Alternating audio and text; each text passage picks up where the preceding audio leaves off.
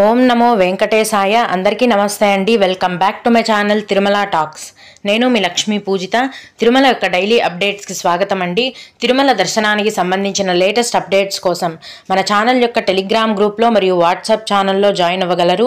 వాటి యొక్క లింక్ అనేది ఈ వీడియో కింద డిస్క్రిప్షన్లో మరియు కామెంట్ సెక్షన్లో ఇవ్వటం జరిగిందండి. ఈ వీడియోలో ఈరోజు తిరుమలలో ఉన్న భక్తుల యొక్క రద్దీని గురించి, అలాగే దర్శనానికి ఎంత సమయం పడుతోంది అన్న వివరాలను గురించి, మరియు భక్తులు అడిగిన ముఖ్యమైన దర్శనానికి సంబంధించిన సందేహాలను, వాటి యొక్క సమాధానాలను గురించి కూడా తెలుసుకుందాము. కనుక వీడియోని చివరి వరకు చూడండి. ముందుగా నిన్న అంటే మే 14వ తేదీన తిరుమలలో స్వామివారిని మొత్తం 74,020 మంది భక్తులు దర్శనం చేసుకున్నారు. అందులో స్వామివారికి మొత్తం 31,190 మంది భక్తులు తలనీలాలను సమర్పించారండి. నిన్నటి రోజున తిరుమలలో శ్రీవారి హుండీ యొక్క ఆదాయం అనేది 3,27,00,000 రూపాయలు. ఈరోజు కూడా ఎటువంటి దర్శనం టికెట్లు లేకుండా నేరుగా భక్తులను ఫ్రీ దర్శనానికి అయితే అనుమతిస్తున్నారు. టికెట్స్ లేకుండా నేరుగా వెళ్లే ఫ్రీ దర్శనానికి ఈరోజు 10 నుంచి 12 గంటల సమయం పడుతోంది. ఇంకా ఎక్కువ కూడా పట్టే అవకాశం అయితే ఉంది. అలాగే తిరుపతిలో ప్రతిరోజు సర్వదర్శనం టికెట్లను కేటాయిస్తారండి. ఈ సర్వదర్శనం టికెట్లను తీసుకొని దర్శనానికి వెళ్లే భక్తులకైతే దర్శనానికి 4 గంటల సమయం పడుతోంది.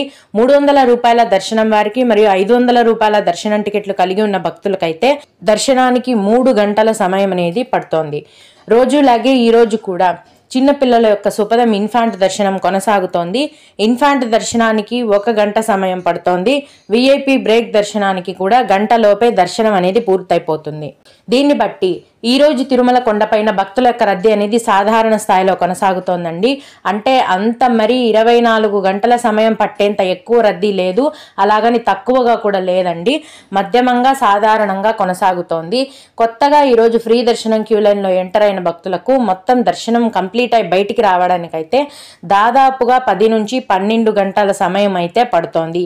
దీన్ని బట్టి ఫ్రీ దర్శనానికి వెళ్లే భక్తులు మీ యొక్క దర్శనాన్ని ప్లాన్ చేసుకొని వెళ్ళవలసిందిగా మనవి.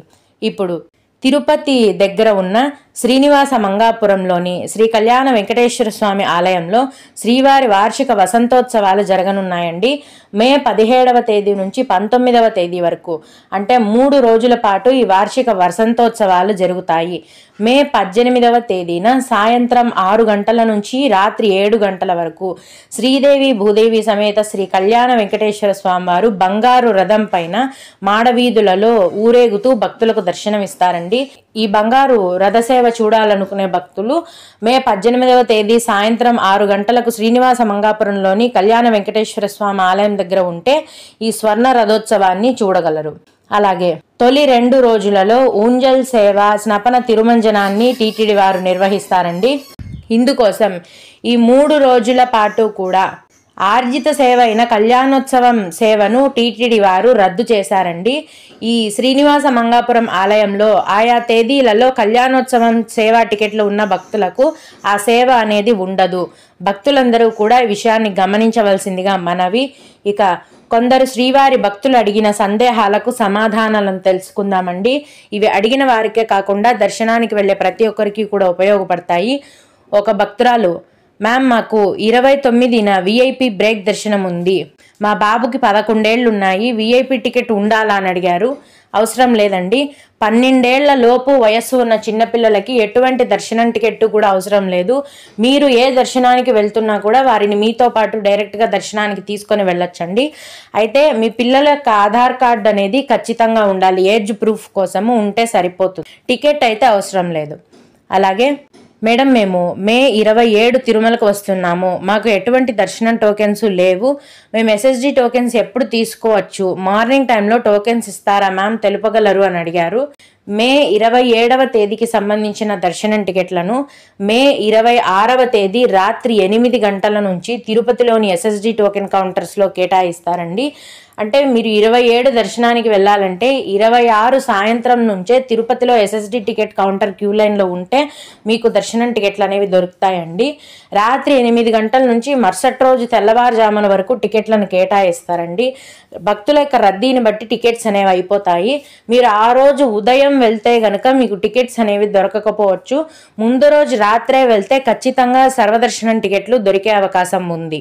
అలాగే ఇంకొకరు, మేడం మాకు టికెట్స్ లేవు, మేము అలిపిరి దగ్గర టికెట్స్ తీసుకొని అలిపిరి మెట్ల మార్గంలో వెళ్ళాలి, మా కారు ఉంచడానికి కింద అలిపిరి వద్ద పార్కింగ్ ఉందా, మేము దర్శనం అయ్యాక మళ్ళీ కిందికి వచ్చి కార్ తీసుకోవడానికి ఏమైనా పార్కింగ్ ఉందా అని అడిగారు.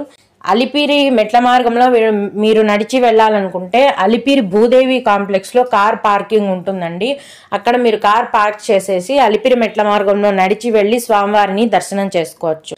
ఓం నమో వెంకటేశాయ. మీకు కూడా ఈ విధంగా ఏవైనా సందేహాలు ఉంటే ఈ వీడియో కింద కామెంట్ సెక్షన్లో తెలియజేయగలరు.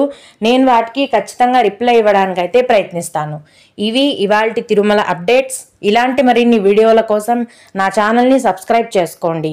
ఈ వీడియోని లైక్ చేసి షేర్ చేయగలరు. ఓం నమో వెంకటేశాయ.